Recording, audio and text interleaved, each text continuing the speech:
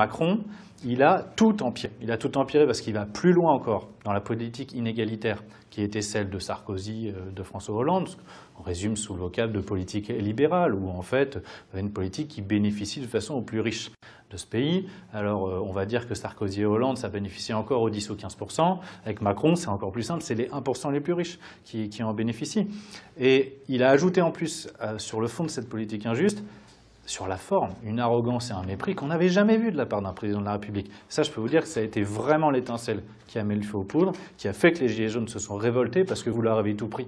Vous leur prenez leur salaire, vous leur prenez leurs allocations, notamment d'APL, mais vous leur prenez même leur dignité. Quand vous leur dites que c'est des Gaulois réfractaires au changement, que de toute façon ils ne comprennent rien, que de toute façon ils ne sont rien, eh bien là vous créez les conditions pour que les gens sortent dans la rue et protestent comme ils ont protesté.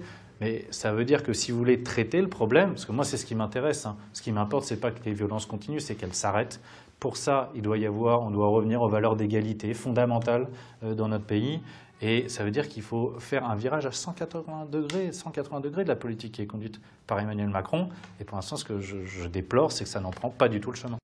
Les questions de baisse de cotisation, etc. Attends, Emmanuel Macron, de toute façon, il avait repris 100, il a redonné 50. Donc les gens, ils ont quand même perdu 50. Je crois qu'il faut arrêter de raisonner, on va prendre un point là, 2 points là, par-ci, par-là. Non, mais tout le monde a compris qu'entre l'ISF, la flat tax, exit tax, le CICE, etc., c'est quand même 30 milliards dès le début du quinquennat qui ont été donnés aux 1 ou aux 0,1% les plus riches. Donc cette manne financière, elle est énorme. Macron, au final, il prétend avoir donné 17 milliards, c'est-à-dire moitié moins déjà de ce qu'il a donné effectivement aux 1% les plus riches.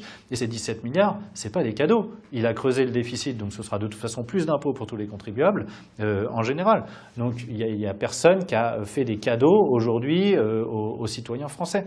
Donc si vous voulez, il faut arrêter. Enfin, votre discours, il me semble tout à fait anachronique. J'ai l'impression d'entendre des politiques d'il y a 10 ans encore, qui ne prennent pas en compte le changement brutal qui vient de s'opérer dans la société et qui va continuer à progresser. Quand vous avez des pompiers qui sont à s'affronter avec les policiers, c'est qu'il y a quand même un gros problème qui est en train de monter dans la société. La démocratie, ça n'est jamais absolu. La démocratie, ça ne se limite pas aux élections.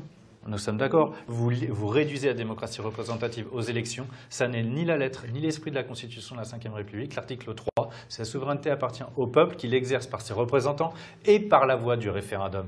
Et De Gaulle a consulté 4 fois le peuple par référendum. Et le jour où il était, lui, président de la République, mis en minorité, seulement à 48% des voix, il est parti. Eh bien, que Macron fasse pareil.